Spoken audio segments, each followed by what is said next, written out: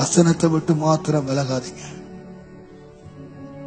எவ்வளவு கடுமையாய் நம்மை எச்சரித்தால், எவ்வளவு கடுமையாய் நம்மை எச்சரிக்கிறவர்கள் இருந்தாலும் அவங்களுக்கு தலையை விலக்காதீங்க, அவங்களுக்கு தலையை கொடுங்க.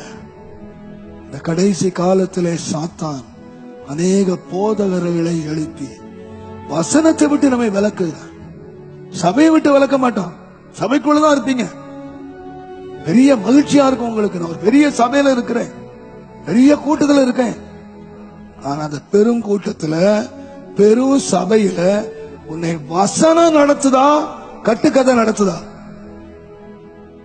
ஒரு சபையில ஒருத்தன் காணிக்க கொடுக்கிறான், தசமபாகம் கொடுக்கிறான், காணிக்க கொடுக்கிறான்னா அவன் ஆசீர்வதிக்கப்படுகிறானா என்பதெல்லாம் முக்கியம். வீடு வாங்குறானா, கார் வாங்குறானா, பங்களா வாங்குறானா, நிலம் வாங்குறானா, புல் வாங்குறானா, பொண்ணு வாங்குறானா, அதெல்லாம் முக்கியம்.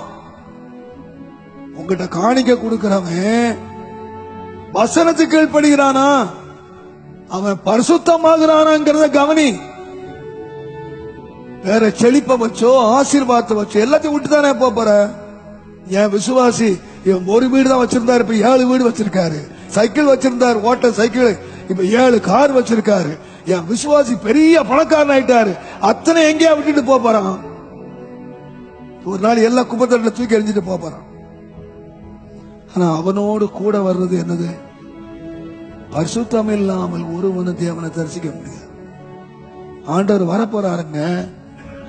என் பிள்ளைங்க ஆண்டிகளா கிடந்தாங்க, பிச்சைக்காரர்களா கிடந்தாங்க. இன்னைக்கு எத்தனை கார் என்றக்கா வராரு, வீட்டை என்றக்கா வராரு. நீ லாக்கர்ல எவ்வளவு பணம் வச்சிருக்க, உன் கழுத்துல எவ்வளவு பொண்ணை போட்டு வச்சிருக்க, நீ எவ்வளவு படிச்சு பட்டம் பெற்ற, அதை பார்க்க வராரு? இல்ல இல்ல, தம்முடைய பரிசுத்தவான்களை கூட்டி சேர்க்க வருகிறார்.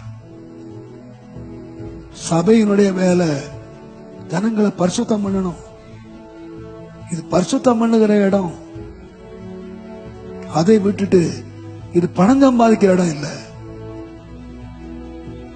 கர்த்தருக்கு நேராக திரும்புற இடம். பாருங்க, சீயோனுக்கு போவோம், அங்கே தேவன் தம்முடைய வழிகளை நமக்கு உபதேசிப்பார் என்று சொல்ல.